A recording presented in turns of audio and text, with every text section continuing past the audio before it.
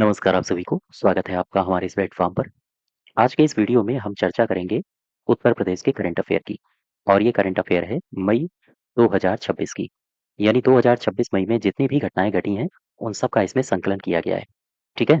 चलिए इसको शुरुआत करते हैं, लेकिन इससे पहले 2-3 जानकारियाँ मैं आपको बता दूँ। अगर आप इसकी पीडीएफ डाउनलोड करना चाहते हैं, तो कहाँ से डाउनलोड करेंगे? आप जाएँगे हमारे एप्लीकेशन पे।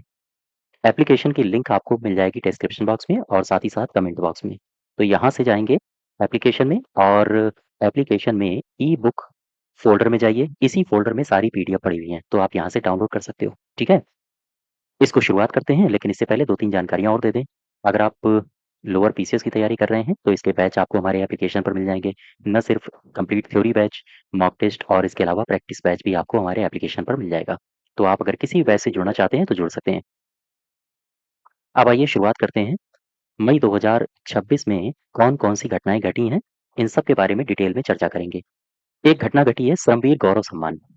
श्रमवीर गौरव सम्मान वितरित किए गए हैं और इसके बारे में भी हम डिस्कस करेंगे। नवनाथ मूर्ति प्राण प्रतिष्ठा इस मूर्ति की प्राण प्रतिष्ठा करी गई है उत्तर प्रदेश में, कहाँ की गई है? इन सब के बारे में डिस्कस करेंगे, सवाल पूछे जा सकते हैं आपसे। एक एक फ़िल्म है कृष्णावतारम, इसे उत्तर प्रदेश सरकार ने टैक्स फ्री घोषित किया है। इसके बारे में भी डिस्कस करेंगे। उत्तर प्रदेश में एक आयोग बना है जिसको बोलते हैं ग्रामीण निकाय पिछड़ा वर्ग आयोग। इसमें कितने सदस्य होते हैं, इसके अध्यक्ष कौन हैं? और भी तमाम प्रकार के सवाल आपसे पूछे जा सकते हैं। साथ ही साथ एक प्रयोगशाला है जिसको बोलते हैं जूता परीक्षण प्रयोगशाला और उत्तर प्रदेश में जनगणना का पहला चरण ये पूरी तरह से शांतिपूर्वक संपन्न हो गया है। इससे संबंधित और साथ-साथ अन्य घटनाओं से संबंधित शुरुआत करते हैं मई 2026 की करंट अफ़ेयर को। सबसे पहला क्वेश्चन, ध्यान से पढ़ो इसको। कह रहा है कि 11वीं हॉकी इंडिया सब जूनियर पुरुष राष्ट्रीय चैंपियनशिप 2026 के संबंध में सही विकल्प की पहचान कीजिए। यहाँ पर आपसे पूछ रहा है कि हॉकी इंडिया सब जूनियर पुरुष के बारे में, ठीक है? पुरुष राष्ट्रीय चैंपियनशिप। इसमें कह रहा है कि इस प्रतियोगिता का आयोजन बिहार के राजगीर में हुआ था क्या? बिल्कुल सही है। इस प्रतियोगिता में उत्तर प्रदेश का क्या योगदान रहा है? उत्तर प्रदेश ने इसमें स्वर्ण पदक जीता है, ठीक है? ध्यान रखना। और किसे हराया है? मध्य प्रदेश को, तो ये भी सही है। यानी दोनों आपके सही हो जाएँगे, सी ऑप्शन। अब यहाँ पर कुछ डिटेल जानकारियाँ लिखी गई हैं, पढ़ो इनको। 16वीं हॉकी इंडिया सब जूनियर पुरुष राष्ट्रीय चैंपियनशिप 2026 बिहार में संपन्न हुआ, बिहार स्थित राजगीर में। और हॉकी इंडिया के तत्वावधान में इसका आयोजन किया गया है। यहाँ पर मध्य प्रदेश को उत्तर प्रदेश ने 5-2 से हराया है और हराकर स्वर्ण पदक पर कब्जा कर लिया है। ध्यान देना, स्वर्ण किसने जीता है? उत्तर प्रदेश ने। और मध्य प्रदेश ये दूसरे स्थान पर रहा, जबकि कांस्य पंजाब के खाते में आया है। तो ये तो बात हो गई पुरुष की। अगर हम महिलाओं की बात करें, 16वीं हॉकी सब जूनियर महिला, अभी पुरुष की बात कर रहे थे, अब महिला की बात करेंगे। महिला राष्ट्रीय चैंपियनशिप 2026 के संबंध में सही विकल्प की पहचान कर लो। प्रतियोगिता का आयोजन झारखंड में हुआ है, बिल्कुल सही है। हॉकी एसोसिएशन ऑफ ओडिशा ने उत्तर प्रदेश को हरा के हॉकी एसोसिएशन ने स्वर्ण पदक जीता है, नहीं स्वर्ण नहीं जीता है, कांस्य जीता है, तो ये स्टेटमेंट गलत हो जाएगा। यहाँ केवल ए सही होगा, ठीक है? और आगे बढ़ो जरा, इसमें कुछ डेटा दिया गया है, इसको भी पढ़ लो। स्वर्ण पदक हॉकी झारखंड ने जीता है मध्य प्रदेश को हरा के, और रजत पदक हॉकी मध्य प्रदेश ने जीता है, कांस्य पदक ओडिशा ने जीता है, और ओडिशा ने किसे हराया है? हराया है हमारे उत्तर प्रदेश को। अब आ जाओ क्वेश्चन नंबर तीसरे में, इसको ध्यान से पढ़ो। 46वीं जूनियर नेशनल रोइंग चैंपियनशिप के संबंध में सही विकल्प देख लो कौन सा है। इसका आयोजन गोरखपुर में हुआ है। गोरखपुर में कहाँ आपसे पूछे तो आप बताओगे रामगढ़ ताल में, यहाँ पर हुआ। पहला तो सही है। फिर दूसरे में कह रहा है कि इस प्रतियोगिता में उत्तर प्रदेश की टीम ने 36 साल बाद स्वर्ण पदक जीता है, बिल्कुल सही है, ये भी सही है। तो यहाँ पर लिखा हुआ है डिटेल में, आप इसको पढ़िए। गोरखपुर में 46वीं जूनियर नेशनल रोइंग चैंपियनशिप का आगाज हुआ है। 20 राज्यों के 273 खिलाड़ी इसमें प्रतिभाग कर रहे हैं। गोरखपुर में चर्चित पर्यटन स्थल है रामगढ़ झील, यहीं पर इसका आयोजन किया गया। ठीक है, ध्यान देना। इसके अलावा और भी कई सारी बातें, जैसे बालक क्वाड्रपल स्कल में यूपी के दीपक कुमार, यश कुमार और हरिनाथ यादव प्रवीण कुमार पहले स्थान पर रहे। ये बात भी आपको ध्यान रखनी है। आगे बढ़ो जरा, क्वेश्चन नंबर 4 में आ जाओ। चौथे में क्या कह रहा है? कह रहा है हाल ही में एनपीईडीए और यूपी कृषि विभाग के बीच में कितने वर्षीय पट्टा समझौता पर हस्ताक्षर हुए हैं? आप बताओगे 70 वर्षीय पट्टा समझौते पर हस्ताक्षर हुए हैं। किसके किसके मध्य? एनपीईडीए और उत्तर प्रदेश कृषि विभाग के बीच। यहाँ पर कुछ जानकारियां दी हैं, इनको पढ़ो। कह रहा है एनपीईडीए और यूपी कृषि विभाग, इनके बीच 70 वर्षीय पट्टा समझौते पर हस्ताक्षर हुए हैं। ध्यान देना, कृषि और प्रसंस्कृत खाद्य उत्पाद निर्यात प्राधिकरण विकास प्राधिकरण ने पीलीभीत में, लोकेशन याद रखना, पीलीभीत में बासमती और जैविक प्रशिक्षण केंद्र स्थापित करने के लिए उत्तर प्रदेश के कृषि विभाग के साथ 70 साल के पट्टा समझौते पर हस्ताक्षर किए हैं। ये स्टेटमेंट आपके लिए महत्वपूर्ण है। एक बार फिर से रिपीट करते हैं, ध्यान दो। कहाँ पर इसको स्थापित किया जाएगा? पीलीभीत में। लोकेशन ध्यान रखना, पीलीभीत में बासमती और जैविक प्रशिक्षण केंद्र स्थापित करने के लिए किसने किसने हस्ताक्षर किए हैं? उत्तर प्रदेश कृषि विभाग के साथ 70 साल का हस्ताक्षर हुआ है। ठीक है, और आगे बढ़ो जरा। अब आ जाओ क्वेश्चन नंबर 5वें में। 5th में क्या कहा गया है? कह रहा है निम्नलिखित में से सही विकल्प की पहचान कर लो। सही विकल्प की पहचान करनी है। पहला क्या कह रहा है? अप्रैल 2026 में कोका कोला इंडिया और इन्वेस्ट यूपी के मध्य जल संरक्षण, अपशिष्ट प्रबंधन और पर्यटन सुविधाओं के विस्तार के लिए समझौता ज्ञापन पर हस्ताक्षर किए गए। फिर से पढ़ो इसको, ध्यान से समझना।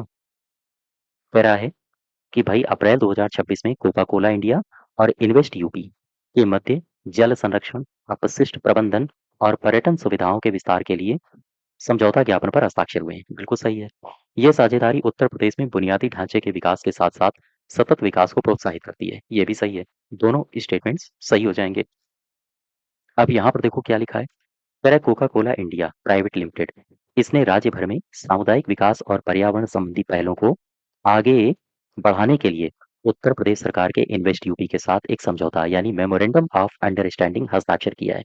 ठीक है, 3 साल का समझौता ज्ञापन है और इसमें यह साझेदारी जल उपलब्धता, अवसंरचना, अपशिष्ट पुनर्चक्रण, इनके लिए या हम कहें इन कामों पर ध्यान केंद्रित करेगी। क्वेश्चन नंबर 6 देखो, छठा। 6 में कह रहा है 6 में कह रहा है कि संसद रत्न पुरस्कार 2026 के अंतर्गत व्यक्तिगत विजेता उत्तर प्रदेश के संदर्भ में कौन सा सही है? यानी उत्तर प्रदेश के संदर्भ में आपको बताना है, यानी किसे मिला है, कौन विजेता रहा है। तो एक तो जगदम्बिका पाल रहे हैं और दूसरे प्रवीण पटेल जी रहे हैं। तो दोनों सही हो जाएंगे, उपयुक्त दोनों। यहाँ पर आओ, कुछ जानकारियां देख लो। सबसे पहले 2010 में इसकी इन पुरस्कारों की शुरुआत कब से हुई है? 2010 में, इसको ध्यान रखना। और डॉक्टर APJ अब्दुल कलाम के सुझाव पर प्राइम पॉइंट फाउंडेशन के द्वारा इनको शुरू किया गया। ठीक, गौर करते रहना। अब यहाँ पर सीधे चलते हैं हम कि उत्तर प्रदेश के परिप्रेक्ष्य में, चूंकि उत्तर प्रदेश आप पढ़ रहे हो, उत्तर प्रदेश की ही जानकारियां आपको याद रखनी है। व्यक्तिगत श्रेणी में चुने गए सांसदों में उत्तर प्रदेश से जगदम्बिका पाल हैं, प्रवीण पटेल हैं। ये स्टेटमेंट आप याद रखोगे यूपी स्पेशल के लिए। बाकी आप नेशनल पढ़ोगे तो पूरा पूरा पैरा आपके लिए महत्वपूर्ण है। इसके अलावा इसमें यहाँ पर लिखा है, इसके अलावा चारों संसदीय समितियों को भी उनके असाधारण काम के लिए सम्मानित किया गया है और ये है कृषि समिति, वित्त समिति, ग्राम विकास और पंचायती राज समिति और साथ ही साथ कोयला और खान समिति। ठीक है, अब आ जाओ 7th में। 7वां क्या कह रहा है? 7वें में कहा गया है कि हाल ही में लंदन रॉयल सोसाइटी के फेलो के रूप में किसे चुना गया है? गौर करना, लंदन रॉयल सोसाइटी के फेलो के रूप में किसे चुना गया है? तो एक तो चुना गया है मानिंद्र अग्रवाल साहब को और एक चुना गया है डॉक्टर सौम्या स्वामीनाथन जी को। दोनों स्टेटमेंट सही हो जाएंगे। आप देखो यहाँ पे, पढ़ो जरा। सौम्या स्वामीनाथन, इन्होंने वैदिक अनुसंधान के लिए काम करा है, HIV अध्ययन और बाल चिकित्सा, फुफ्फुस विज्ञान, वैश्विक स्वास्थ्य नीति में योगदान दिया है। और इनके पिता MS स्वामीनाथन, कौन इनसे परिचित नहीं है, भारत के भारत के पहले पिता पुत्री की जोड़ी बन गए हैं जिन्हें रॉयल सोसाइटी के फेलो के रूप में चुना गया है। ठीक है, यहाँ तक बात समझ पा रहे हो? अब मानिंद अग्रवाल के बारे में जान लो। ये भारतीय प्रौद्योगिकी संस्थान कानपुर के निदेशक सैद्धांतिक कंप्यूटर विज्ञान में योगदान के लिए रॉयल सोसाइटी के फेलो चुने गए। ठीक है, इन दोनों शख्स का नाम याद रखना, आपसे पूछा जा सकता है। अब आ जाओ 8 में। क्वेश्चन नंबर 8वां क्या कह रहा है? कह रहा है निम्नलिखित में से किसे गंगा नदी के किनारे भारतीय स्कीमर के सामुदायिक आधारित संरक्षण तथा प्रयागराज तक प्रयासों के विस्तार के लिए एक पुरस्कार से सम्मानित किया गया है? इसे कहते हैं विटली पुरस्कार 2026। तो ये कौन जनाब हैं?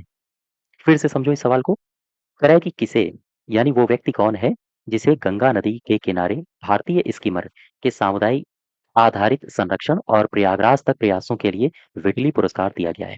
ये हैं परवीन शेख, याद रखना, परवीन शेख। अब इसको पढ़ो ध्यान से। प्रवीण शेख ने किया क्या है? इन्होंने गंगा नदी के किनारे भारतीय स्कीमर, इसके लिए सामुदायिक नेतृत्व वाले संरक्षण पर अपने काम के लिए विटली पुरस्कार जीता है।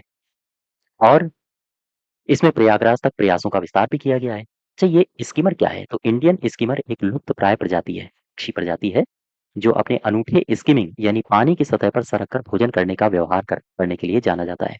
ठीक, और आगे बढ़ो जरा। क्वेश्चन नंबर 9 में आ जाओ। इसको ध्यान से पढ़ो। कह रहा है OTD. OTD CM fellowship program के अंतर्गत निम्न में से सही विकल्पों की पहचान कर लो। ओटीडी, इसमें पहला ऑप्शन कह रहा है कि यूपी मंत्रिमंडल के द्वारा $1 ट्रिलियन, ओटीडी $1 ट्रिलियन मुख्यमंत्री फेलोशिप कार्यक्रम के संचालन के प्रस्ताव को स्वीकृति प्रदान की है। इसने प्रदान की है उत्तर प्रदेश सरकार ने, यानी कि यूपी मंत्रिमंडल ने। पहला तो सही है। यह एक जिला स्तरीय पहल है। हाँ, ये भी सही है। सारे के सारे सही हो जाएंगे, यानी उपर्युक्त तो दोनों सही हैं। अब यहाँ पर देखो, कई सारी बातें हैं। इस योजना से संबंधित कुछ बातें याद रखो। योगी आदित्यनाथ की अध्यक्षता में कैबिनेट की बैठक होती है और उन्होंने $1 trillion chief minister fellowship program को लागू करने का फैसला कर लिया। इस योजना का उद्देश्य है उत्तर प्रदेश को देश की सबसे बड़ी अर्थव्यवस्था में शामिल करना। ठीक है, और साथ ही साथ विकास कार्यों की रियल टाइम निगरानी सुनिश्चित करना। यहाँ तक बात समझ गए? राज्य के सभी 75 जिलों में ओटीडी सीएम फेलो तैनात किए जाएंगे। याद रखो, फिर से समझो, ये पॉइंट्स जरूर याद रखना। राज्य के सभी कितने 75 जिलों में कौन तैनात किए जाएंगे? ओटीडी सीएम फेलो तैनात किए जाएंगे। ठीक है, ताकि हर जिले में काम की सही निगरानी हो सके और तेजी से काम आगे बढ़ सके। फिर आ जाओ तीसरे स्टेटमेंट में। कह रहा है कि इस नई योजना के तहत राज्य के सभी 76 जिलों में, ध्यान दो, 2 विशेषज्ञ नियुक्त किए जाएंगे। अब ये जो 2 विशेषज्ञ हैं, ये कौन है? इनमें से एक होगा इकोनॉमिक डेवलपमेंट फेलो और एक होगा डेटा एनालिस्ट फेलो। ये दोनों अधिकारी जिला मजिस्ट्रेट के साथ मिलकर काम करेंगे। इनकी कार्यपद्धति पर भी सवाल बनाए जा सकते हैं। फिर नेक्स्ट क्या कह रहा है? इस फेलोशिप के लिए आवेदन करने वाले उम्मीदवारों के पास, ध्यान दो, पोस्ट ग्रेजुएट होना अनिवार्य है। ठीक है, अधिकतम उम्र सीमा अगर पूछ ले तो क्या बताओगे? 40 साल निर्धारित की गई है। और चयनित उम्मीदवारों को हर महीने 50,000 रुपए, इसके साथ लैपटॉप, यात्रा खर्च, रहने की सुविधा, ये सब कुछ दिया जाएगा। तो ये जितने भी स्टेटमेंट लिखे हैं, इनको आपको बार बार रिवीजन करते रहना है। किसी भी स्टेटमेंट को मिस मत कर देना। ठीक है, सवाल लोअर पीसीएस में अच्छे बनाए जाएंगे। क्वेश्चन नंबर 10वें में आ जाओ। क्वेश्चन नंबर 10वां क्या कह रहा है? कह रहा है उत्तर प्रदेश के किस शहर में मई 2026 में एआई ट्रांसफॉर्मेशन कॉन्क्लेव का आयोजन किया गया? फिर से पढ़ो। कह रहा है कि एआई ट्रांसफॉर्मेशन कॉन्क्लेव, इसका आयोजन कहाँ किया जाएगा? ये पूछ रहा है आपसे। तो आंसर हो जाएगा लखनऊ, है ना? एआई ट्रांसफॉर्मेशन कॉन्क्लेव कहाँ हुआ? लखनऊ में हुआ। नेक्स्ट देखो, यहाँ पर कुछ डिटेल में जानकारियां मैं आपसे साझा कर लूँ। इसमें कह रहा है मुख्यमंत्री योगी आदित्यनाथ के नेतृत्व में उत्तर प्रदेश देश का सबसे बड़ा टेक्नोलॉजी और एआई इनोवेशन हब बन रहा है धीरे धीरे। तो लखनऊ में एआई ट्रांसफॉर्मेशन कॉन्क्लेव 2026 का आयोजन हुआ। इसी में कह रहा है कि इस कॉन्क्लेव में डिजिटल कायाकल्प और $1 ट्रिलियन इकोनॉमी के लक्ष्य पर मंथन हुआ है, जिसमें पहली एआईसीटी और यूपी एआई मिशन के लिए बड़े बजट की घोषणा की गई। लखनऊ की एक वृंदावन योजना है, आप सबको पता होगा। मैंने लास्ट करंट अफेयर में, यानी अप्रैल में, इसको बताया था आपको। वृंदावन योजना में 368 करोड़ की लागत से देश की पहली एआईसीटी को हरी झंडी दे दी गई है। यूपी एआई मिशन के लिए 225 करोड़ रुपए का विशेष बजट आवंटित किया गया है। ठीक, तो ये स्टेटमेंट आपके लिए महत्वपूर्ण है। कौन सी? सीधे सवाल पूछेगा, बिल्कुल छोटा सा, कहेगा मुझे बताओ एआई ट्रांसफॉर्मेशन कॉन्क्लेव 2026 ये किस शहर में हुआ है? आप बताओगे ये हुआ लखनऊ में। ठीक है, आगे बढ़ो। आगे बढ़ो और क्वेश्चन नंबर 11 तक पहुंचो। 11 क्या कह रहा है? कह रहा है निम्नलिखित में से सही विकल्प देख लो कौन सा है। पहला स्टेटमेंट है हाल ही में उत्तर प्रदेश के अनुदेशकों का मानदेय बढ़ा दिया गया है, और पहला तो सही है। दूसरे स्टेटमेंट में कह रहा है कि 22 मई 2026 को उत्तर प्रदेश में जनगणना के पहले चरण के अंतर्गत मकान सूचीकरण एवं मकानों की गणना का सफलतापूर्वक शुभारंभ किया गया। ध्यान देना, पहले चरण में काहे की गणना हुई है? साफ साफ लिखा है, पहले चरण के अंतर्गत मकान सूचीकरण और मकानों की गणना। इसकी पॉइंट को याद रखोगे। दोनों स्टेटमेंट्स सही हैं। अब वापस आ जाओ, पढ़ो इसको ध्यान से। क्या कह रहा है? कह रहा है उत्तर प्रदेश ने जनगणना 2027 का पहला चरण 100% 100% सफलतापूर्वक प्राप्त कर लिया है। प्रदेश में जनगणना 2027 का पहला चरण, जिसमें क्या शामिल था? मकानों की सूची बनाना, आवास जनगणना इसमें शामिल था। इसकी निर्धारित समय सीमा कितनी थी? 22 मई से लेकर 20 जून। ठीक है? ये डेट भी याद रखना। इसी के भीतर-भीतर यानी इस तारीख के भीतर-भीतर 100% पूरा कर लिया है इस काम को। फिर कह रहा है ये अभियान राज्य की सभी प्रशासनिक इकाइयों में चलाया गया।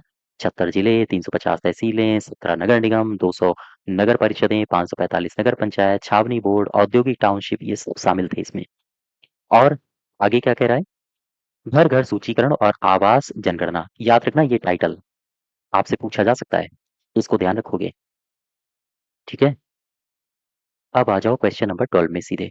12 12 में कह रहा है कि हाल ही में सोमनाथ स्वाभिमानी पर्व के अंतर्गत ज्योतिर्लिंग एवं आध्यात्मिक कार्यक्रम सोमनाथ संकल्प महोत्सव का आयोजन ये कहाँ किया गया? आपसे पूछ रहा है कहाँ किया गया? लोकेशन ध्यान रखना।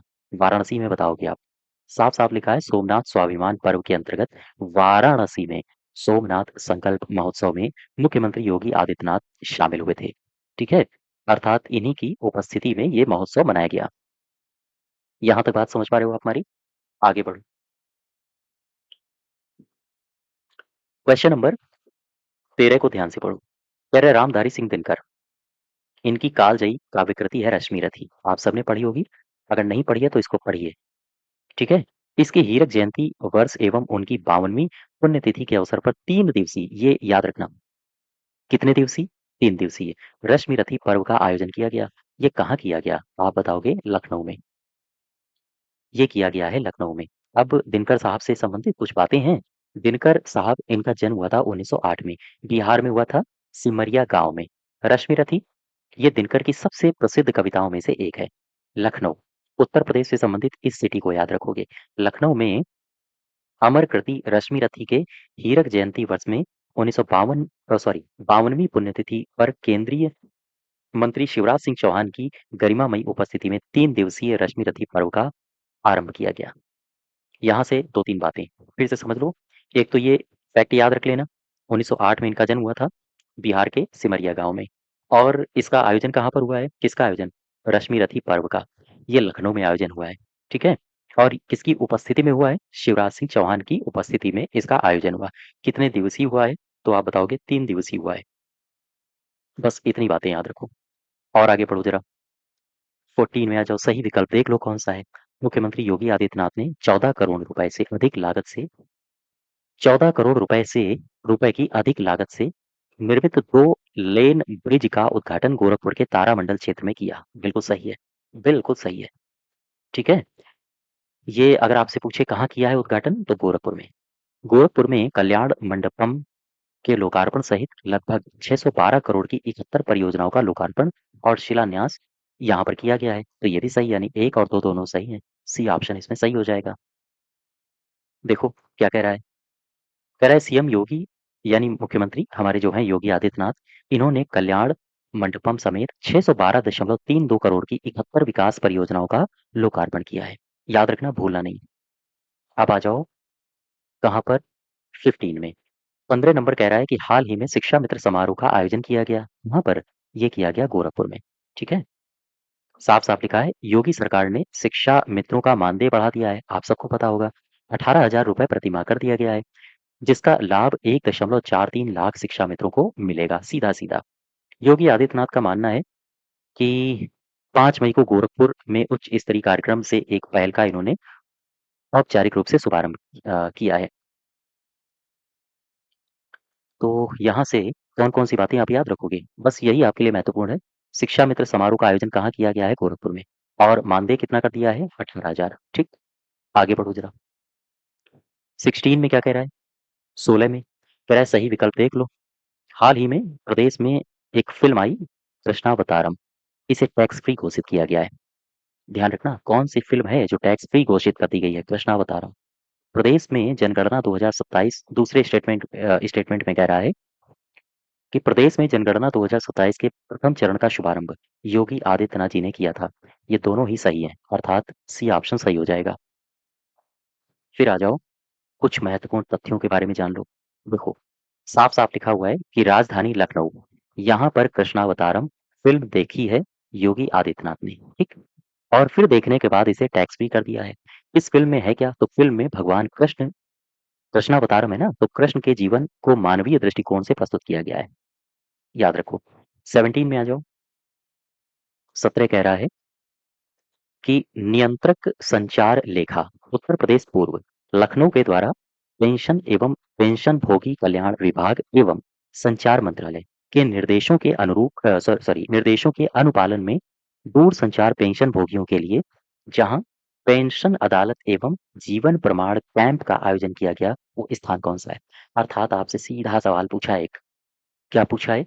आपसे पूछा है कि मुझे बताओ दूर संचार पेंशन भोगियों के लिए पेंशन अदालत एवं जीवन प्रमाण कैंप, इसका आयोजन कहाँ किया गया?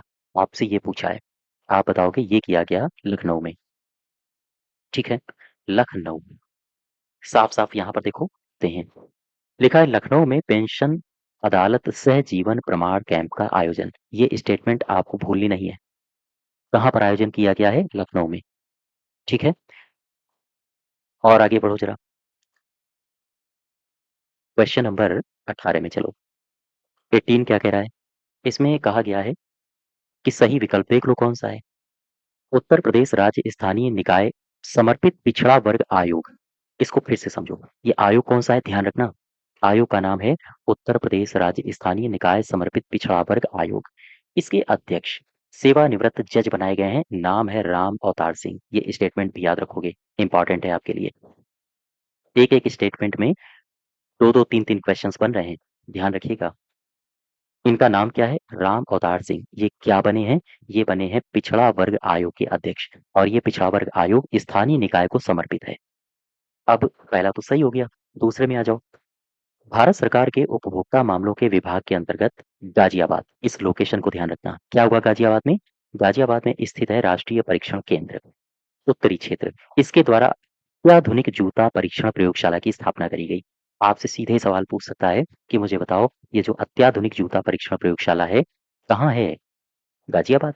ठीक है, तो दोनों सही हो जाएंगे। D option, D option. अब इसको पढ़ लो जरा, क्या क्या लिखा है यहाँ पर। बिजनौर गांव, यहाँ के आलमसराय निवासी इलाहाबाद हाईकोर्ट के सेवानिवृत्त जज रहे हैं राम अवतार सिंह। ये राम अवतार सिंह जो हैं, एक तो इनका नाम तो महत्वपूर्ण है ही, ये किस जिले से संबंधित हैं ये भी आपके लिए महत्वपूर्ण है। तो राम अवतार सिंह को उत्तर प्रदेश राज्य स्थानीय ग्रामीण निकाय समर्पित पिछड़ा वर्ग आयोग का अध्यक्ष बनाया गया है, ध्यान रखोगे। अब ये तो हो गया पहला स्टेटमेंट। दूसरे में क्या है? गाजियाबाद, लोकेशन ध्यान रखना। गाजियाबाद में अत्याधुनिक जूता परीक्षण प्रयोगशाला स्थापित किया गया है। बस इतनी बातें महत्वपूर्ण है। तीसरा स्टेटमेंट आप पढ़ लेना अतिरिक्त जानकारी के लिए, लेकिन जो की पॉइंट्स हैं वो इन्हीं 2 पॉइंट्स में आपको सवाल मैक्सिमम देखने को मिल जाएगा। ठीक है, और आगे बढ़ो जरा। 19 में देखो, 19 नंबर। 19 नंबर में कह रहा है कि जनपद हरदोई, यहाँ पर 36230 करोड़ रुपए की लागत से निर्मित हुआ है 594 किलोमीटर लंबा गंगा एक्सप्रेसवे, मेरठ से प्रयागराज। इसका लोकार्पण किसने किया है? आप बताओगे, हमारे प्रधानमंत्री मोदी साहब ने। ठीक है, इन्होंने इसका लोकार्पण किया। अब यहाँ पर मोदी साहब के बारे में, या हम कहें इस प्रोग्राम के बारे में और भी कई सारी जानकारियां हैं। लिखा है मोदी साहब ने उत्तर प्रदेश के हरदोई में 594 किलोमीटर लंबे access controlled greenfield Ganga expressway का उद्घाटन किया, याद रखो। 20 में आ जाओ। 20 क्या कह रहा है? 20 कह रहा है कि सही विकल्प देख लो कौन सा है। नवनाथ मूर्ति प्राण प्रतिष्ठा बागपत जनपद के श्री शिव गोरखनाथ आश्रम में स्थापित की गई। फिर से समझो, क्या कह रहा है? कह रहा है ये मूर्ति है, कौन सी मूर्ति है? नवनाथ। इसकी प्राण प्रतिष्ठा हुई है कहाँ पर? कौन से जनपद में? बागपत जनपद में। अगर आपसे पूछे कहाँ, तो श्री शिव गोरखनाथ आश्रम में। अब यहाँ पर आओ सेकंड में, पहला तो सही हो गया। दूसरे में आओ, कह रहा है श्री राम जन्मभूमि मंदिर अयोध्या परिसर स्थित श्री शंभू महादेव मंदिर के शिखर का ध्वजारोहण मुख्यमंत्री योगी आदित्यनाथ ने भी किया है। ये दोनों स्टेटमेंट सही है, सी ऑप्शन सही हो जाएगा। ठीक है, सी ऑप्शन। देखो, कह रहा है बागपत, जनपद का नाम याद रखना। बागपत के भगवानपुर नांगल गांव, गांव का नाम है भगवानपुर नांगल। यहाँ पर स्थित है शिव गोरखनाथ आश्रम, और यहीं पर आयोजित हुआ है नवनाथ मूर्ति प्राण प्रतिष्ठा का कार्यक्रम। बात समझ पा रहे हो? तोड़ तोड़ के पढ़ो, चीजें आसानी से समझ में आ जाएंगी। जनपद कौन सा है? बागपत। यहाँ पर एक गांव कौन सा है? भगवानपुर नांगल गांव। और यहीं पर शिव गोरखनाथ आश्रम में इस मूर्ति का प्राण प्रतिष्ठा किया गया। अब देखो, भगवानपुर नांगल गांव में नाथ संप्रदाय से जुड़े महंत अर्जुन नाथ का शिव गोरखनाथ आश्रम यहीं पर अवस्थित है। तो दोनों स्टेटमेंट्स आपके लिए महत्वपूर्ण है, याद रखना इनको, इंपॉर्टेंट है आपके लिए। ठीक है, स्टैटिक जीके या सांस्कृतिक इतिहास के रूप में आपसे उत्तर प्रदेश में पूछ सकता है। ठीक, आगे बढ़े क्वेश्चन नंबर 21 में। क्वेश्चन नंबर 21 में कह रहा है कि विश्व दूरसंचार एवं सूचना समाज दिवस के उपलक्ष्य में उत्तर प्रदेश एलएसए दूरसंचार विभाग द्वारा डॉक्टर राम मनोहर लोहिया राष्ट्रीय विधि विश्वविद्यालय के सहयोग से कहाँ पर एक कार्यक्रम का आयोजन किया गया है? ये कार्यक्रम का आयोजन किया गया है लखनऊ में, याद रखो। और आगे बढ़ो जरा, क्वेश्चन नंबर 22 में आ जाओ। 22 क्या कह रहा है? कह रहा है मई 2026 में गवर्नमेंट ई मार्केट प्लेस के द्वारा उत्तर प्रदेश सरकार और औद्योगिक एसोसिएशन के सहयोग से कहाँ पर जेम संवाद 2026, ये टाइटल आपको याद रखने पड़ेंगे। जेम संवाद 2026 ये कहाँ पर हुआ है? ये हुआ है कानपुर में। याद रखना, ठीक है। और आगे बढ़े क्वेश्चन नंबर 23 में आ जाओ। 23 क्या कह रहा है? कह रहा है सही विकल्प की पहचान कर लो। श्रम वीर गौरव सम्मान 2026 का आयोजन मई दिवस के अवसर पर किया गया। क्या ये सही है? हाँ, ठीक है। अमर उजाला के 78वें स्थापना वर्ष समारोह कार्यक्रम अमर उजाला संवाद उत्तर प्रदेश स्वर्णिम शताब्दी की ओर का आयोजन कहाँ पर किया गया? लखनऊ में किया गया। दोनों स्टेटमेंट्स सही हो जाएंगे। ठीक है, यहाँ पर देखो जरा, लखनऊ में आयोजित श्रम वीर गौरव सम्मान 2026 में योगी आदित्यनाथ ने श्रम वीरों यानी श्रमिकों के लिए सुरक्षा, सम्मान, स्थायित्व को सरकार की प्राथमिकता बताया है। उन्होंने कहा है कि प्रदेश का विकास तभी सार्थक होगा जब श्रमिक सुरक्षित और सशक्त होगा। तो कहाँ पर आयोजित किया गया है? लोकेशन याद रखना आप, लखनऊ में। 24 में आ जाओ। 24 क्या कह रहा है? 24 में कहा गया है कि एक संस्थान है स्वरूप रानी नेहरू चिकित्सालय। ये किस जनपद में है? इसी ने, या हम कहें इसके विस्तार या उच्चीकरण के लिए 31314 वर्ग मीटर भूमि चिकित्सा शिक्षा विभाग के पक्ष में 90 वर्ष के पट्टे पर हस्तांतरित प्रस्ताव को स्वीकृति दे दी गई है। फिर से इसको पढ़ो। आपसे सीधा सवाल पूछा गया है कि ये जो संस्थान है ना, या चिकित्सालय है जिसको बोलते हैं स्वरूप रानी नेहरू चिकित्सालय, इसके विस्तार उच्चीकरण के लिए भूमि चिकित्सा शिक्षा विभाग के पक्ष में 90 वर्ष के पट्टे पर हस्तांतरित किया गया है। तो ये कहाँ पर है, किस जनपद में है? आप बताओगे ये है प्रयागराज में। ठीक है, ये है प्रयागराज में। क्वेश्चन नंबर 25 देखो। 25 क्या कह रहा है? 25 में कहा गया है कि मंत्रि परिषद के द्वारा स्वीकृत उच्च न्यायालय इलाहाबाद खंडपीठ लखनऊ में लॉ क्लर्क रिसर्च एसोसिएट के पदों के सापेक्ष लॉ क्लर्क रिसर्च एसोसिएट का नया कार्यकाल कितना बना है या कितना निर्धारित किया गया है? ये किया गया है 3 साल। ठीक है, 26 में आ जाओ। 26 क्या कह रहा है? कह रहा है उत्तर प्रदेश पुलिस के तत्वावधान में आयोजित द्वितीय अखिल भारतीय पुलिस बैडमिंटन एवं टेबल टेनिस क्लस्टर प्रतियोगिता महिला और पुरुष 2025-26 की स्मारिका स्फूर्ति का विमोचन ये किसने किया है? ये किया है हमारे मुख्यमंत्री आदित्यनाथ साहब ने। ठीक है, 27 में देखो। 27 क्या कह रहा है? कह रहा है सही विकल्प देख लो कौन से हैं, उसी आधार पर आप बताओ मुझे कौन से सही उत्तर है। सही विकल्प की पहचान करो। यहाँ पर आप स्टेटमेंट पढ़ो, फिर मुझे बताओ कौन सा विकल्प सही होगा। सबसे पहला देखो क्या कह रहा है? मंत्रिपरिषद ने उत्तर प्रदेश में अध्ययनरत पशु चिकित्सा के छात्रों का इंटर्नशिप भत्ता प्रति माह 12,000 रुपए किए जाने की स्वीकृति कर दी है। ये सही है। रोइंग फेडरेशन ऑफ इंडिया इसके तत्वावधान में आयोजित 46वीं जूनियर नेशनल रोइंग अंडर 19 का आयोजन गोरखपुर के रामगढ़ ताल में हुआ है। ये भी सही है। दोनों स्टेटमेंट्स आपके सही हो जाएंगे। 28 देखो क्या कह रहा है? कह रहा है विजिट माई स्टेट पर्यटन अभियान के संदर्भ में कौन से विकल्प सही है? ये कह रहा है, पूछ रहा है आपसे। उत्तर प्रदेश पर्यटन विभाग के द्वारा घरेलू पर्यटन एवं स्थानीय आर्थिक गतिविधियों को मजबूत करने के लिए इस अभियान को शुरू किया गया है। बिल्कुल सही है। इस पहल के तहत उत्तर प्रदेश भर के सरकारी संग्रहालयों में 2 माह के लिए बच्चों और परिवारों को मुफ्त प्रवेश दिया जाएगा। ये भी सही है। ठीक है, अब इस स्टेटमेंट को पढ़ो। यहाँ पर कुछ जो एक्स्ट्रा जानकारियां दी गई हैं, इन जानकारियों को पढ़ो। इसमें कह रहा है कि उत्तर प्रदेश पर्यटन विभाग इसके द्वारा घरेलू पर्यटन और स्थानीय आर्थिक गतिविधियों को मजबूत करने के लिए एक अभियान को शुरू किया गया। ये अभियान का नाम है विजिट माई स्टेट। इसको याद रखना। इसके अलावा इस पहल के तहत उत्तर प्रदेश भर में सरकारी संग्रहालयों में 2 महीनों के लिए बच्चे और साथ ही साथ परिवार मुफ्त प्रवेश करेंगे। याद रखोगे आप यहाँ तक। इसके अलावा यहाँ पर कौन कौन सर्किट जोड़े गए हैं, जैसे अयोध्या, वाराणसी, आगरा, मथुरा, प्रयागराज, लखनऊ, मिर्जापुर जैसे प्रमुख पर्यटन केंद्रों को इसमें शामिल किया गया है।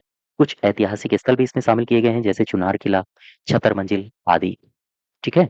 अब आ जाओ 29 में। 29 क्या कह रहा है? कह रहा है उत्तर प्रदेश राज्य स्थानीय ग्रामीण निकाय समर्पित पिछड़ा वर्ग आयोग के संबंध में ये स्टेटमेंट्स दिए हैं। सही विकल्प की पहचान कर लो। प्रदेश सरकार ने राज्य के त्रिस्तरीय पंचायत निकायों में पिछड़ेपन की प्रकृति एवं प्रभावों की जांच के लिए इस आयोग के गठन के प्रस्ताव को स्वीकृति दी है। बिल्कुल सही है। दूसरा क्या कह रहा है? कह रहा है इस आयोग में कुल 5 सदस्यों की नियुक्ति राज्य सरकार करेगी। ये स्टेटमेंट याद रखना। कितने सदस्यों की? इंपॉर्टेंट है आपके लिए। 5। माननीय उच्च न्यायालय के जो सेवानिवृत्त न्यायाधीश होंगे वो इस आयोग के अध्यक्ष होंगे। ये भी सही है। और अभी मैंने आपको बताया था रामअवतार सिंह जी बनाए गए हैं इसके अध्यक्ष। अर्थात इसमें 3 सही हो जाएगा, सी ऑप्शन। पढ़ो इसको ध्यान से। कह रहा है कि इस आयोग में 5 सदस्यों की नियुक्ति राज्य सरकार द्वारा की जाएगी और ये व्यक्ति ऐसे होने चाहिए जो पिछड़े वर्ग से संबंधित ज्ञान रखते हो। ठीक है। दूसरे वाक्य में क्या कह रहा है? राज्य सरकार द्वारा इसमें से एक सदस्य कौन होगा? एक सदस्य होगा उच्च न्यायालय के सेवानिवृत्त न्यायाधीश और ये आयोग के अध्यक्ष होंगे। फिर आगे कह रहा है कि इस आयोग के अध्यक्ष एवं सदस्य गणों का कार्यकाल 6 माह निर्धारित है। इसके बाद कह रहा है समर्पित आयोग पंचायत स्तर पर पिछड़े वर्ग की सामाजिक राजनीतिक हिस्सेदारी का अध्ययन करेगा और उसी के आधार पर इसका काम होगा कि ये आरक्षण तय करे। यहाँ तक बात समझ गए? और आगे बढ़ो। क्वेश्चन नंबर हम लिए चलते हैं आपको 30 के पास। 30 कह रहा है कि गृह मंत्री अमित शाह इन्होंने किस शहर में राष्ट्रीय आपदा मोचन बल के प्रेसिडेंट्स कलर अवार्ड समारोह में भाग लिया?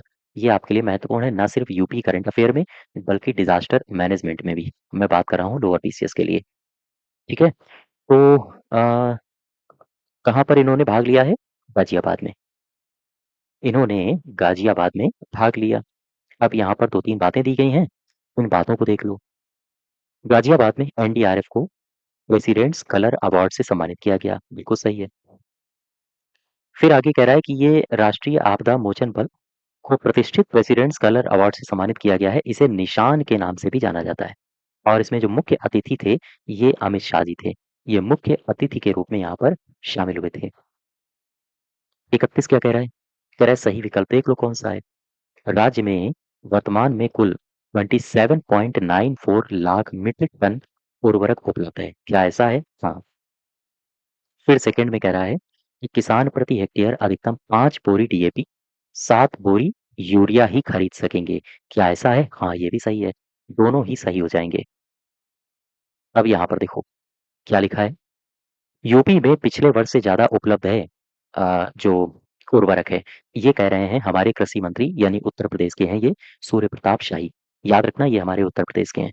वर्तमान में प्रदेश में 13.28 लाख मीट्रिक टन यूरिया है। इस डेटा को याद रखोगे। 5.23 लाख मीट्रिक टन डीएपी है, याद रखो। 4.81 लाख मीट्रिक टन एनपीके है। बस ये 3 डेटा आपको यहाँ तक केवल याद रखने हैं, बाकी पढ़ लेना, महत्वपूर्ण है नहीं। और आगे बढ़ो जरा। क्वेश्चन नंबर 32 में आ जाओ। ड्रीम स्किल लैब के संबंध में सही विकल्प की पहचान करो। ठीक है। ये लिखा है ड्रीम। सबसे पहले तो ये जो ड्रीम लिखा है इसका पूरा नाम आपको पता होना चाहिए। ये लिखा है पूरा नाम। अगर आपसे पूछे इसका पूरा नाम बता दो तो बताओ design robotics electronics additive manufacturing. अब आ जाओ क्वेश्चन में क्या कह रहा है, ध्यान से पढ़ो। कह रहा है पहला स्टेटमेंट कि Nelco network products limited Tata उद्यम के सहयोग से प्रदेश में 150 राजकीय विद्यालयों में ड्रीम स्किल लैब स्थापना को मंजूरी दी है सरकार ने। ठीक है। सेकंड में कह रहा है कि योजना के पहले चरण में इसे पायलट प्रोजेक्ट के रूप में प्रत्येक मंडल मुख्यालय पर लागू किया जाएगा। ये भी सही है। तो सी ऑप्शन यहाँ सही हो जाएगा। ठीक है 32 का। और आगे बढ़े, इसको ध्यान से पढ़ो। देखो, कह रहा है उत्तर प्रदेश में 150, ये डेटा याद रखना, जो डिजिट लिखी हैं आपके लिए महत्वपूर्ण है। 150 राजकीय माध्यमिक विद्यालयों में छात्रों को आर्टिफिशियल इंटेलिजेंस और रोबोटिक्स जैसी आधुनिक तकनीकें सिखाने के लिए कौन सा लैब स्थापित किया गया है? Dream skill lab. ठीक है, क्लियर हो गई बात? और आगे बढ़ो जरा। माध्यमिक शिक्षा विभाग के इस प्रोजेक्ट में टाटा समूह की नेल्को नेटवर्क प्रोडक्ट लिमिटेड इसमें सहयोग कर रही है। आपसे पूछे इस लैब को स्थापित करने में सहयोगी कंपनी कौन सी है? बताओगे नेल्को नेटवर्क प्रोडक्ट लिमिटेड। योजना के तहत हर जिले में 2 क्लस्टर बनेंगे। तो जिले हैं कितने? 75। हर जिले में 2 बनेंगे। तो टोटल कितने हो गए? कुल 150 क्लस्टरों में ड्रीम स्किल लैब स्थापित होगी। यहाँ तक बात याद रखो। आगे बढ़ो जरा। 33 में क्या कह रहा है? कह रहा है सही विकल्प की पहचान कर लो। प्रदेश सरकार ने वित्त वर्ष 2026-27 में प्रदेश के भीतर 35, इस डेटा को याद रखना, 35 करोड़ पौधों के रोपण प्रस्ताव को मंजूरी दे दी है। बिल्कुल सही है। इस अभियान के तहत यूकेलिप्टस, पॉपुलर, इन्हें नहीं ऐड किया गया है। इनको छोड़कर अन्य सभी प्रजातियों के पौधे वन एवं वन्य जीव विभाग की पौधशालाओं से निःशुल्क उपलब्ध कराए जाएंगे। ये भी सही है। सी ऑप्शन ठीक हो जाएगा। 34 देखो क्या कह रहा है? कह रहा है किस शहर में फ्रूट होराइजन 2026 का आयोजन हुआ? मोस्ट इंपॉर्टेंट क्वेश्चन है। फ्रूट होराइजन 2026 आप बताओगे लखनऊ में। ठीक है, अब इसको पूरे को पढ़ो जरा।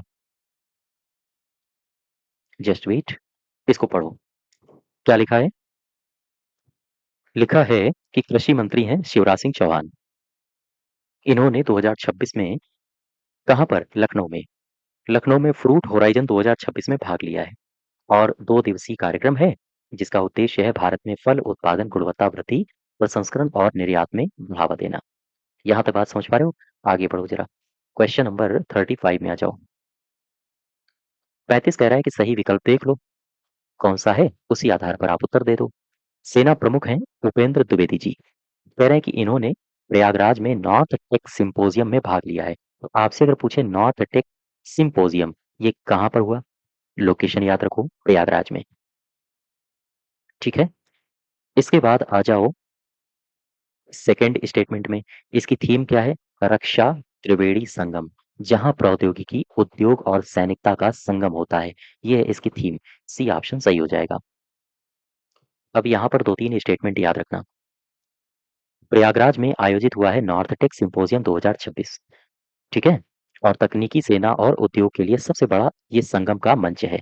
और इसकी थीम क्या है? रक्षा त्रिवेणी संगम, ये है इसकी थीम। भूलोगे नहीं बिल्कुल भी।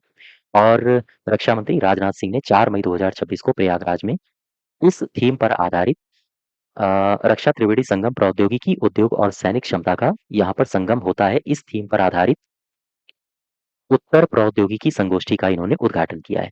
इन्होंने इसका उद्घाटन किया है। इनका नाम भी याद रखो। ठीक है, तो कुल मिला के एक मोस्ट इंपॉर्टेंट जो सवाल आपसे यहाँ से पूछा जाएगा वो पूछा जाएगा केवल इतना। नॉर्थ टेक सिंपोजियम 2026 ये कहाँ हुआ? आप बताओगे प्रयागराज। इसकी थीम क्या है? तो ये है थीम रक्षा त्रिवेणी संगम। ये 2 पॉइंट तो आप बिल्कुल नहीं भूलोगे। ठीक, उन 2 पॉइंट्स के अलावा यहाँ जो जानकारियाँ लिखी हैं उनको एक बार पढ़ लेना। लेकिन जो 2 बातें हैं, थीम और इसकी लोकेशन कहाँ हुई, इसको तो हर हाल में आपको याद ही रखना है। अब आ जाओ आगे बढ़ते हैं। सही विकल्प देख लो कौन सा है। प्रदेश सरकार विद्युत मांग की आपूर्ति के लिए प्रयागराज जनपद में 33,000 करोड़ रुपए की मेजा 2 तापीय विद्युत विस्तार परियोजना के प्रस्ताव को स्वीकृत दिया है प्रदेश सरकार ने। एक बार फिर समझो कौन सी परियोजना है? आप बताओगे मेजा 2। ये तापीय विद्युत परियोजना है। इसके विस्तार को स्वीकृत दी गई है सरकार के द्वारा। कितना खर्चा आएगा? 33,000 करोड़। ठीक, कहाँ पर है ये? लोकेशन क्या होगा इसका? प्रयागराज। तो पहला तो सही है। मेजा 2 चरण के अंतर्गत 800 मेगावाट की 3 इकाइयां स्थापित की जाएंगी। चूंकि 800 मेगावाट की 3 इकाइयां है ना, तो 800 800 800 8 त्रिका 2400, यही लिखा है। 2400 मेगावाट विद्युत उत्पादन क्षमता इसमें जोड़ी जाएगी। बिल्कुल सही है। सी ऑप्शन सही हो जाएगा। फिर आगे बढ़ो। क्या कह रहा है? कह रहा है कि इस विस्तार परियोजना में आगामी 5 वर्षों में लगभग 33,000 करोड़ रुपए निवेश का अनुमान है। भूलोगे नहीं। ये तापीय विद्युत विस्तार परियोजना उत्तर प्रदेश के प्रयागराज में स्थापित की जाएगी। ये लोकेशन भी याद रखना। कौन-सी? ये फैक्ट भी याद रखना कि ये परियोजना एनटीपीसी लिमिटेड और उत्तर प्रदेश राज्य विद्युत उत्पादन निगम के मध्य 50:50 रेशियो का एक संयुक्त उपक्रम है। 3 आपके लिए बहुत महत्वपूर्ण है, याद रखना इनको। ठीक है?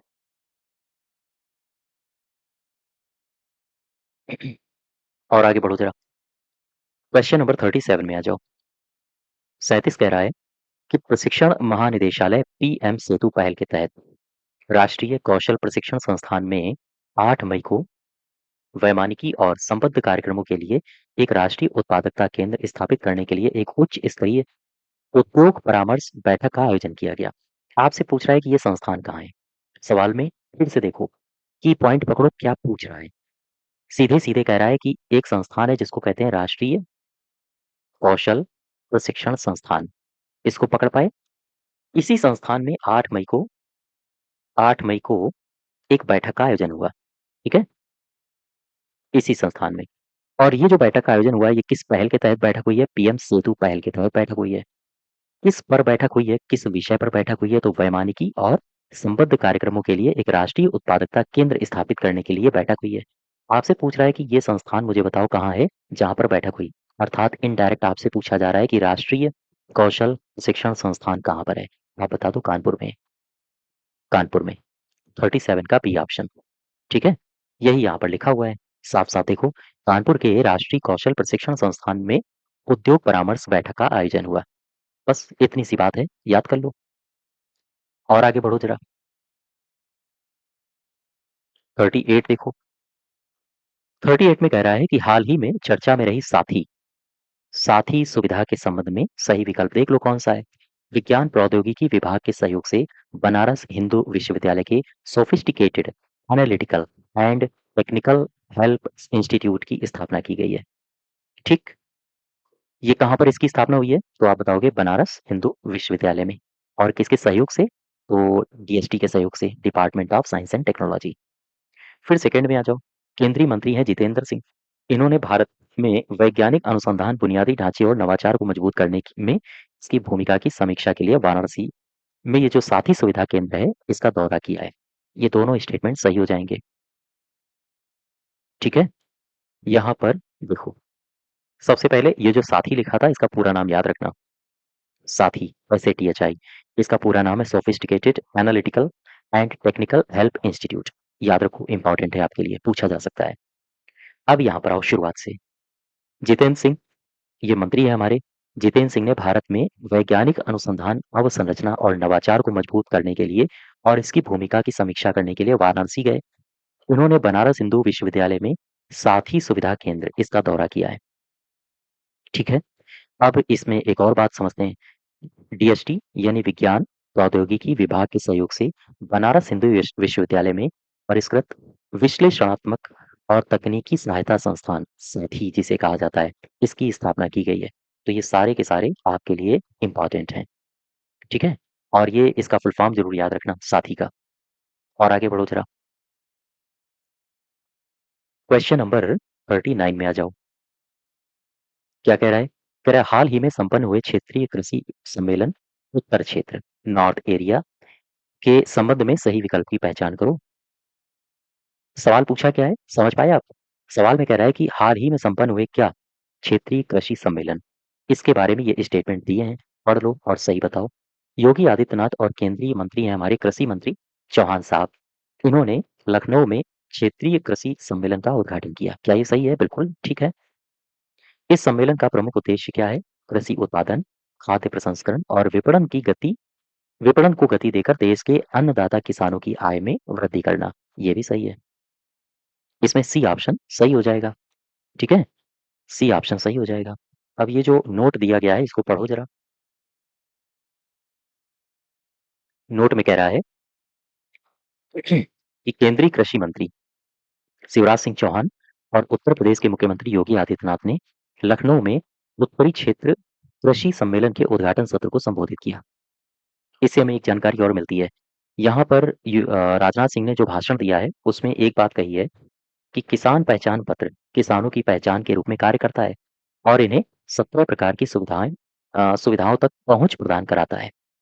ठीक है? ये दोनों स्टेटमेंट याद रखो। अब आ जाओ 40 में। 40 क्या कह रहा है?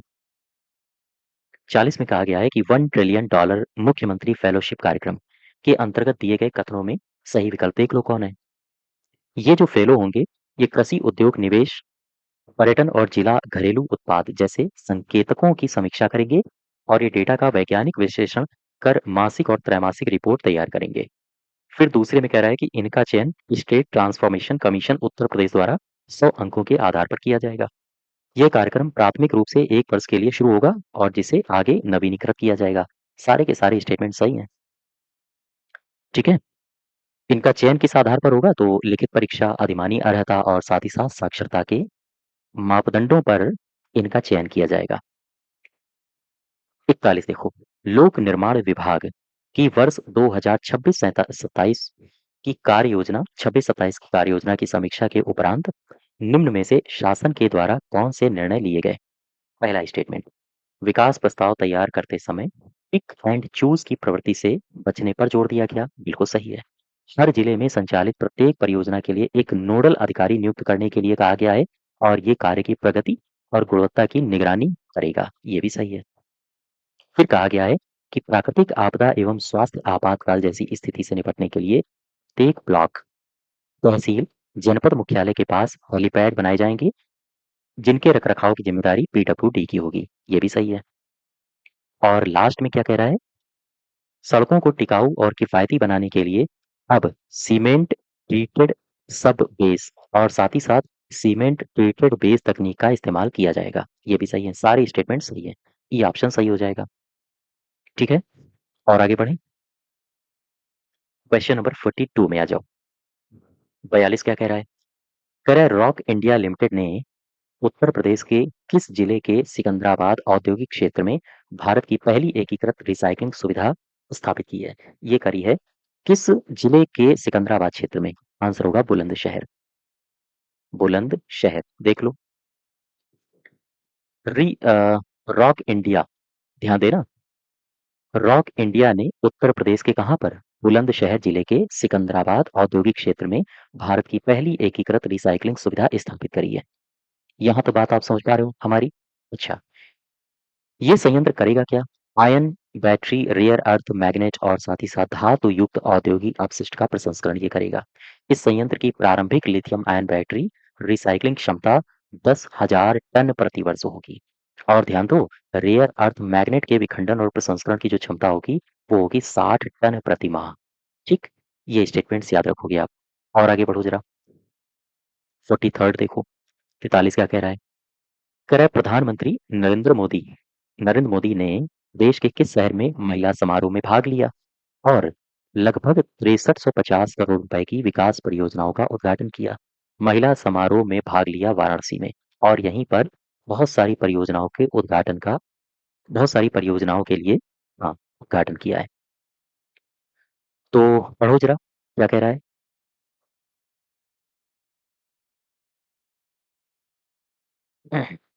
इसमें कह रहा है कि प्रधानमंत्री नरेंद्र मोदी ने वाराणसी में एक महिला सम्मेलन में भाग लिया। ठीक है? कहाँ पर? वाराणसी। इस तरह की लोकेशंस याद रखनी है। और यहीं पर लगभग 6350 करोड़ रुपए की परियोजनाओं का उद्घाटन किया है। ये डिजिट भी याद रखो। फिर कह रहा है प्रधानमंत्री ने 48 परियोजनाओं का उद्घाटन किया है और 112 नई परियोजनाओं का शिलान्यास किया है। बात समझ पा रहे हो? यहाँ तक। इसके अलावा घाटों की अगर हम बात करें तो 80 घाट, दशाश्वमेध या फिर नमो, इनका विकास और जल शोधन और शहरी सुविधाओं में सुधार किया जाएगा। ऐसे प्रयास भी किए जाएंगे। अब आ जाओ 44 में। 44 क्या कह रहा है? 44 में कहा गया है कि कृषि एवं प्रसंस्कृत खाद्य उत्पाद निर्यात विकास प्राधिकरण, जिसे कहते हैं अपीडा, अपीडा, इसने प्रदेश के किस जनपद में भारत का पहला एकीकृत बासमती और जैविक प्रशिक्षण सह प्रदर्शन फार्म स्थापित करने के लिए 70 वर्ष के पट्टे समझौते पर हस्ताक्षर किए हैं? ये पूछ रहा है आपसे। तो जनपद का नाम पूछा है और ये इस जनपद में किया गया है एकीकृत बासमती जैविक प्रशिक्षण सह प्रदर्शन फार्म स्थापित करने के लिए ये मेमोरेंडम ऑफ अंडरस्टैंडिंग किया गया है। तो ये कौन सा जिला है? ये जिला है पीलीभीत। ठीक, पीलीभीत। और आगे बढ़ो जरा, और आगे बढ़ो। 45 में मुझे बताओ कि हाल ही में प्रधानमंत्री ने हरदोई जिले में कितने किलोमीटर लंबे नियंत्रित प्रवेश वाले ग्रीनफील्ड गंगा एक्सप्रेसवे का उद्घाटन किया है? आप बताओगे 594, 594। ठीक है। इसमें दो तीन बातें याद रखो।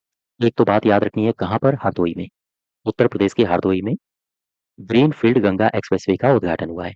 लोकेशन पता चल गई, कितने किलोमीटर का है तो 594, ये भी पता चल गया। ठीक। अब यहाँ पर देखो, सवाल अगर सीधे आपसे पूछे कि मुझे बताओ गंगा एक्सप्रेसवे का उद्घाटन मोदी साहब ने कहाँ पर किया, तो आंसर बता देना हरदोई। इसके अलावा अगर आपसे पूछे कि मुझे बताओ ये जो गंगा एक्सप्रेसवे का निर्माण होगा, उत्तर प्रदेश एक्सप्रेसवेज औद्योगिक विकास प्राधिकरण द्वारा किया जाएगा। याद रखना, किसके द्वारा ये किया जाएगा? यूपीडा के द्वारा। अब यहाँ पर 594 किलोमीटर लंबा है, 6 लेन का है। ठीक है। आगे 8 लेन तक इसको विस्तारित भी किया जाएगा। इसमें कौन-कौन से जिले आते हैं? मेरठ, हापुड़, बुलंदशहर, अमरोहा, संभल, बदायूं, शाहजहांपुर, हरदोई, उन्नाव, रायबरेली, प्रतापगढ़ और प्रयागराज। ये सारे के सारे इसमें जिले आते हैं। तो ये सारी बातें आपको ध्यान रखनी है। ठीक है। ये हमारे 45 क्वेश्चंस थे मई मई 2026 के। आई होप सारी बातें आप समझ गए होंगे। तो चलिए आज यहीं तक रखते हैं। इसकी पीडीएफ के लिए फिर मैं आपको बता दूं, अगर डाउनलोड करना हो तो आप हमारे एप्लीकेशन से जाके इसकी पीडीएफ को डाउनलोड कर सकते हैं। धन्यवाद।